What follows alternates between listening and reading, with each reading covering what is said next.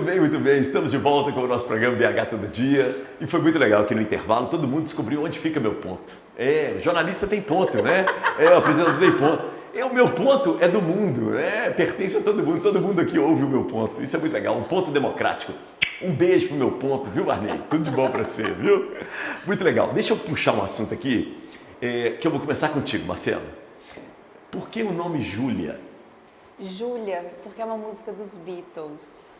Mas tem uma história interessante. É uma música dos Beatles, não sei se vocês conhecem. Julia, I can pray, touch me, hold me close, hold my eyes. E a Júlia, a gente escolheu o nome dela em Paris. Chique, né? Mas, muito chique, né? Mas foi minha primeira viagem para a Europa e eu grávida, né? Aquela viagem que não estava programada para ir não grávida, acabei indo grávida. E aí em Paris, conversando com o pai da Júlia, a gente falou, Júlia era uma das opções, mas coincidentemente minha mãe chama Juliana. Sim. Então fez muito sentido o Júlia dos Beatles, que o pai da Júlia gosta muito. E a gente gravou também, foi lindo, eu grávida, a minha enteada, hoje com 17 anos, e ele no violão, a minha enteada cantando a música, Júlia. Então tem uma história, acho que são várias histórias que se cruzam aí. Legal, por falar em histórias, a gente falou muito do ovo, da maternidade, mas todas vocês também foram ovo, na barriga da mãe de vocês, nós todos, né? Por que o seu nome Marcela? Você já teve curiosidade? Já perguntei. E é também uma história que é simples, né? Eu pergunto, parece que meu pai escolheu, e é um nome bem anos 80, 90, né? Eu não vejo hoje muitos bebês chamados. Vai ser aquela coisa assim, vovó Marcela, né? Daqui a um tempo. Isso, nem Marcelo também, né? Marcelo também não. Então, voltaram muitos nomes dos nossos avós agora, né? Mas a Marcela eu acho que vai voltar só daqui a um tempinho. Mas parece que meu pai escolheu e aí ele fez o favor de pôr 2 L's também, e deu uma... verdade, tem 2 estiloso. L's aí, mas também é o... E eu lembro que, inclusive, surgiu um apelido que hoje meu pai me chama, eu vou contar essa história aqui, né, ele vai achar graça, mas ele me chamou hoje de Dona Maria, porque quando eu era pequena, é um apelido carinhoso, porque tem o Dona Maria também que não era, e aí ele perguntava, pai, por que eu chamo Marcela? Ele, não, mas na verdade você ia chamar Dona Maria. Então, assim, ficou aquele apelido, assim, né, meu com ele, mas o Marcela foi uma escolha meio anos 80, 90, teve uma leva aí das Marcelas. Sim. Qual que é o nome do seu pai? Marcos. Marcos. Marcos e Juliana. Criativo ele. Ele foi. Muito bom. E Ana, vamos lá, Catarina, é um nome forte, né? Então, eu queria um nome forte, eu queria um nome diferente, e naquela época, ela tem quase 10 anos, não existiam Catarinas. Só vovós Catarinas. Isso. E a família falou, nome horroroso, péssimo. Ninguém te apoiou? Não, um total de 0 pessoas, só que as outras opções foram muito mais rejeitadas pelo meu marido, que era Cora, que eu amo, Lindo e a Aurora, que eu também amo. Sim. E aí meu marido escolheu o que ele considerou o terceiro menos pior. E quando você olha para Catarina Cat, aí eu queria um nome que tivesse apelido, porque eu dou apelido para todas as pessoas. Então, eu queria que um apelido fofo. E eu achei Cat fofo. Cat. E ela É uma gata. Nossa, e é uma gata. E eu chamava ela de Baby Cat. Então, foi muito gostoso essa construção do nome da Catarina. E hoje tem 1 milhão de Catarinas. E tenho amigas que deram o nome de Catarina por causa da Cat que falam. E ela acha o máximo. Ela, mãe, quando eu nasci, todo mundo achava feio, né? Hoje todo mundo me copia. É isso mesmo, porque você ditou tendência. E o Nicolas? Então, essa foi uma crise muito grande na minha vida, porque a minha segunda maternidade, vocês têm uma filha só, né? Uma só. A minha segunda maternidade, ela foi avassaladora. Eu engravidei do Nicolas quando eu desisti de engravidar. Isso acontece muito. Eu vinha tentando há 6 meses, eu estava terminando meu mestrado, e aí eu estava naquela emendo doutorado, tal, não sei o que lá que eu faço. E falei, vou tentar o filho, e aí quando eu passei no doutorado da UFMG, no meu trabalho eu tive uma oportunidade de trabalho muito legal, falei, não quero, suspende tudo, nem eu quero ir lá por causa do marido. Eu estava grávida. E aí eu não conseguia dar nome para aquele filho, porque aquele filho naquela época ele significava muitas coisas difíceis de lidar. Exato. Então ele foi bebê sem nome até 41 semanas. E a maternidade do Nicolas, ela me desestruturou de uma forma, quando eu descobri que era um menino, eu entrei em choque. Porque como repórter, jornalista, eu via muitos casos de violência contra a mulher. E quando eu via aqueles casos, e como pesquisadora, eu também pesquisava muitos casos de violência contra a mulher.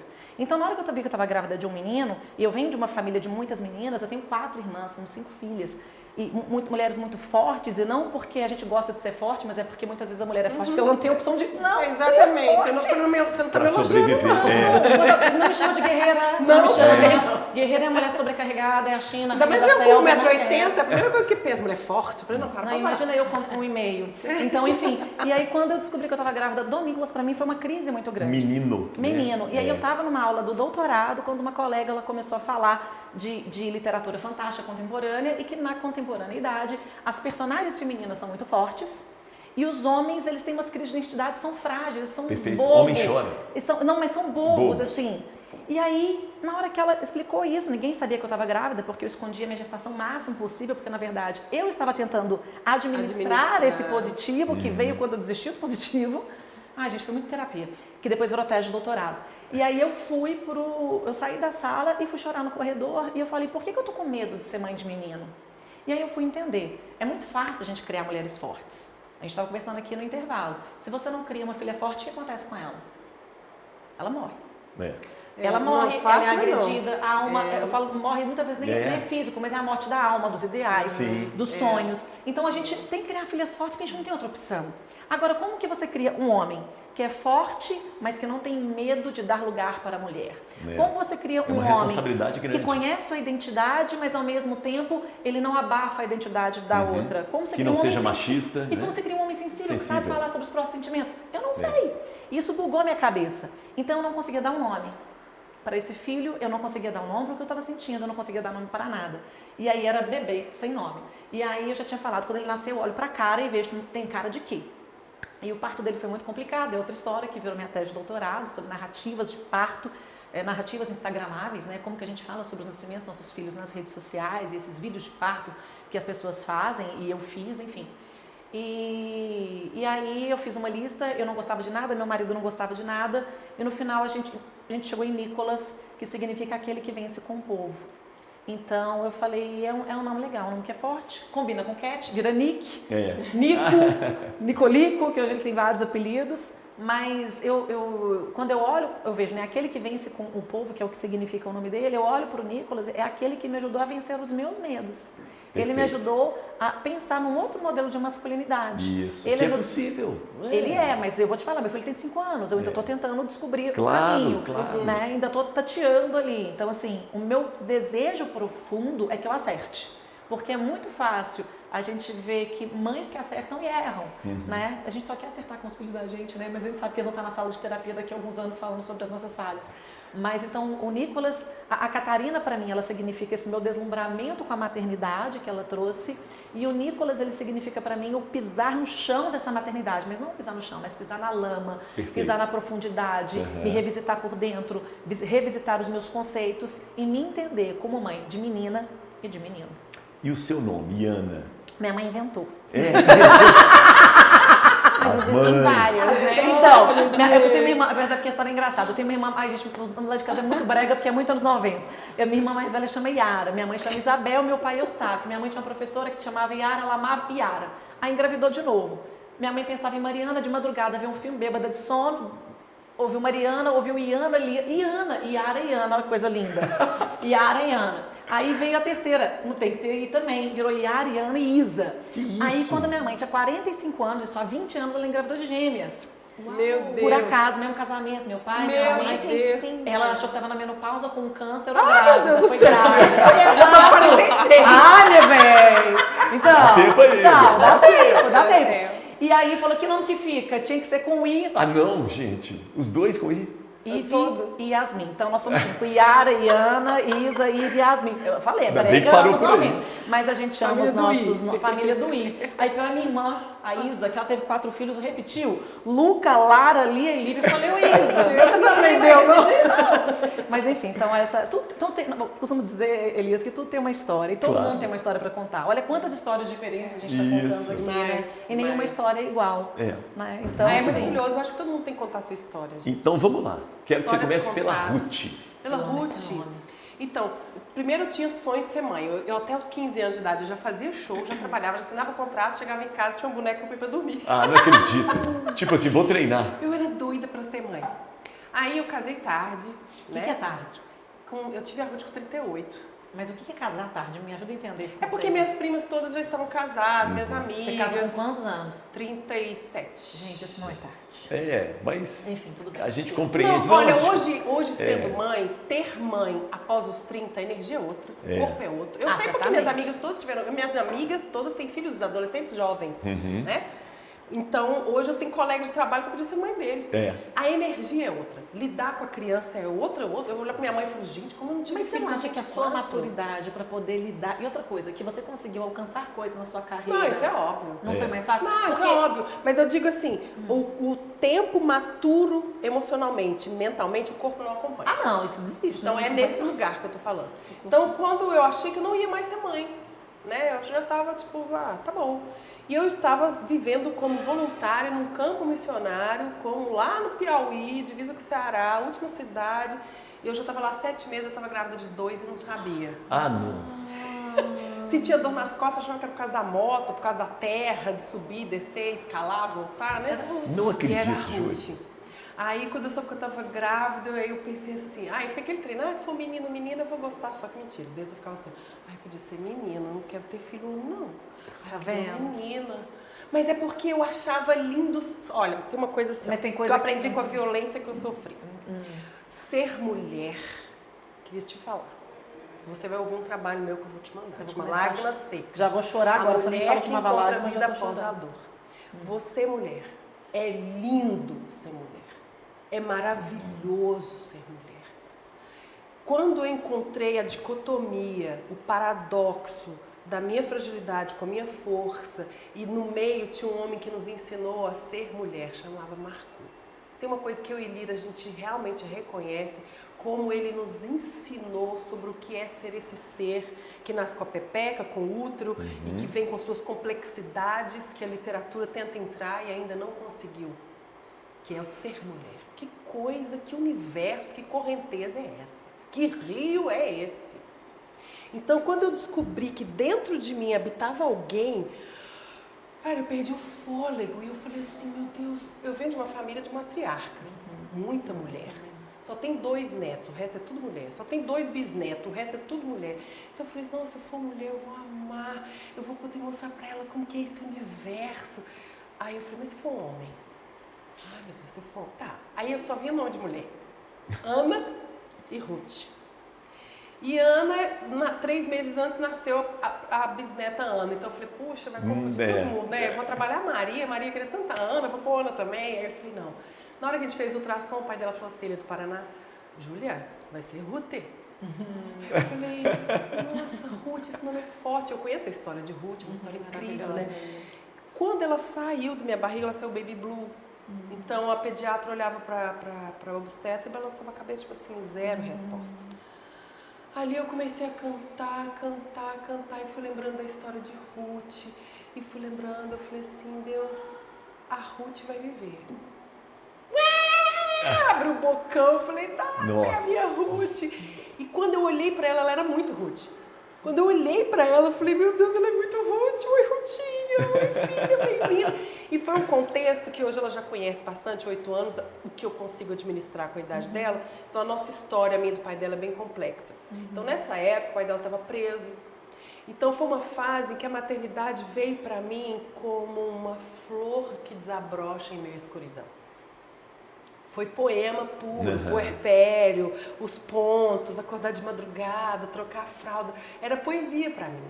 Né? Então, assim, então eu olhei a Ruth, era muito Ruth. Até hoje, assim, ela tem cara de Ruth. Todo mundo fala, nossa, ela tem cara do nome dela. E ela ama o nome dela. Ai, que bom. A Ruth ama, tanto é que ela sempre perguntava, como é que você chama ela? Ruth Linda. E o seu nome? E o meu nome foi Júlia. mamãe que escolheu. Aliás, o meu nome de Lira foi mamãe. É? Todo mundo acha que foi papai, né? É. Lira chama Lira por causa da artista do Jequitinhonha, Lira Marques. E eu, Júlia, porque minha mãe achava esse nome lindo. Só que tinha uma novela com a Sônia Braga, Dança em Days. Aí minha mãe, Isso. vai todo mundo achar que eu pus Júlia por causa da Sônia Da novela. Braga. Ela ficou apertada. Mas ela gostava muito do nome. E depois, nos meus profundos estudos bíblicos, eu fui ver que Júlia foi uma mulher muito importante E ela foi uma das mulheres que tinha um grupo de mulheres fortes que caminhavam com Cristo. E Júlia era uma delas. Ah, bom saber. O dia que eu soube isso, ai meu Deus, Essa referência eu não tinha, né? E a gente tem uma coincidência enorme, porque a minha Júlia quase foi Lira. Ah, mentira. olha aí. A gente chegou a cogitar o nome Lira também. E Então tem depois disso, no musical, tem uma cena em que eu sozinha cantando Júlia. Que foi a primeira vez que meu pai me viu. E fala, Júlia, um aperto de mão, teu sorriso. Notei no canto do olhar uma lágrima e perigo de paixão. Aí eu falei, nossa, que coisa linda, Júlia. Sensacional. Lindo. Belas histórias. Hoje eu sou Coincidência. Júlia, mãe da Ruth. Elias é por conta do meu avô. Meu avô se chamava Elias e aí lá em casa tinha assim, os filhos, né? Homenagem aos avós. E aí o meu irmão mais velho se chama Chateaubriand. E depois, quando eu nasci, depois de 3 Nossa, mulheres... tudo a ver, né? Elias. Chateaubriand e Elias, assim, uma combinação de nomes. Se fosse Assis, ainda dava. Muito doido. E muita gente vira pra mim e fala assim, ah, você deve ser parente de árabe e tal. Não tem nenhum parentesco com árabe, né? E meu pai ainda era comerciante ainda. Eu tô chocada que é Elias e Chateaubriand. E eu tenho uma irmã que chama Cesaltina, Meu Não, Deus, mas peraí, mas é. porque era homenagem às duas avós, Diferente. Celcina e Altina. Como não sabia se teria outra irmã, então, outra mulher, né? Meus pais eu não, vamos resolver o negócio logo? Põe Cesaltina. Olha, quer dizer só que existe ela. você já agradeceu a Deus pelo seu nome hoje, bom porque você demais. se deu muito bem. Ó, beijo pra Cesaltina, que todo mundo chama de Cel. Cesaltina, prazer. Lindo, apelido lindo. Muito bonito. Agora eu quero voltar um pouco na sua transição de carreira. Como é que aconteceu isso aí? Foi alguma coisa da sua vida? Assim, foi Marcela? tudo ao mesmo tempo, né? Eu brinco, falo hoje para as minhas pacientes que a transição de carreira ela é igual à regra do cipó, que assim, a gente está segurando, o que o macaquinho faz? Ele segura um cipó e para ele pular para o próximo cipó, ele pega, ele sente firmeza naquele cipó e só assim ele solta o cipó de trás, né? Então eu falo assim, a gente fica muito tempo segurando os dois cipós. E eu me senti exatamente assim. Eu tenho uma madrasta que eu falo que é assim, um anjo da minha vida, ela é uma segunda mãe para mim, que chama Sofia Bauer, e ela é psiquiatra. Então tem uma clínica no País Belvedere. Eu já entrevistei ela, maravilhosa. Pois é, ela está há 20 anos com meu pai, então ela é uma mãe para mim. E depois do jornalismo ali na transição, eu sempre flertei com a psicologia. Sempre teve aquele flerte, né? Eu tinha certeza que eu queria ser jornalista. E eu acho que jornalista a gente é pra sempre, né? Quem faz jornalismo é comunicador. Um olhar, né? Um olhar é diferente. E usa pra né? tudo, né? Então, eu tinha esse flerte com a psicologia, mas eu não aprofundava. E ela, como psiquiatra, tinha as psicólogas, tem, né? As psicólogas da equipe. E eu olhava para aquilo eu tinha um flerte. E aí comecei a fazer alguns cursos, mas eu falava assim, sempre esse curso é para mim. Eu vou fazer, na época eu fiz mais pro lado astrologia, e fiz o Theta Healing, fiz o Reiki. É pra mim. E claro que é pra mim. Você fazia um monte de coisa, né? Mas era pra mim, claro, porque eu me beneficiava ali com os cursos. Para autoconhecimento. Só que eu sempre tive um jeito para aconselhar, as amigas vinham, desde pequena, sempre gostei de escrever, tenho um jeito, às vezes, que parece que todo mundo fala, você é mais leve e tal, assim, né, virginiana, toda certinha. E aí, a Sofia, a doutora Sofia, que é uma mãe para mim, ela, vendo os cursos que eu fazia, eu tinha acesso aos cursos dela também, então eu fiz a psicologia positiva antes de iniciar a transição, né, ao curso dela, que é um dos maiores do Brasil. Ela falou, começa aqui na clínica, pela clínica social, vem pra clínica. E a Júlia tinha 8 meses, minto, ela tinha menos, eu amamentava, era pandemia, então a transição de carreira, o meu cipó, quando eu segurei nesse cipó, no mesmo ano, eu engravidei, você também é mãe de pandemia, né? 2019, depois casei, engravidei, tive ela em janeiro, em março começou a pandemia, então tive a Júlia, veio pandemia e veio transição de carreira, tudo ao mesmo tempo. Eu acordava, eu me lembro de acordar, 6h30 amamentar, ligar a aula da faculdade, atender um paciente da clínica social dela às 7 da manhã, depois de amamentar, fazer a aula da faculdade de 8 às 11, meio-dia, atender, e sigo nesse ritmo até hoje, mas assim, né, com outras atribuições aí, mas foi assim que começou. E aí eu fiz os cursos, hoje a gente tem a clínica que É a maior clínica também de hipnoterapia, psicologia positiva. E aí entrei na equipe e aí fui estudando, já tem 5 anos isso, né? A Júlia agora fez 5 anos. E entrei de cabeça. E digo, né, esse cipó, aí quando soltei, larguei o cipó do jornalismo, me vejo na psicologia e tenho muita vontade de fazer outras graduações também.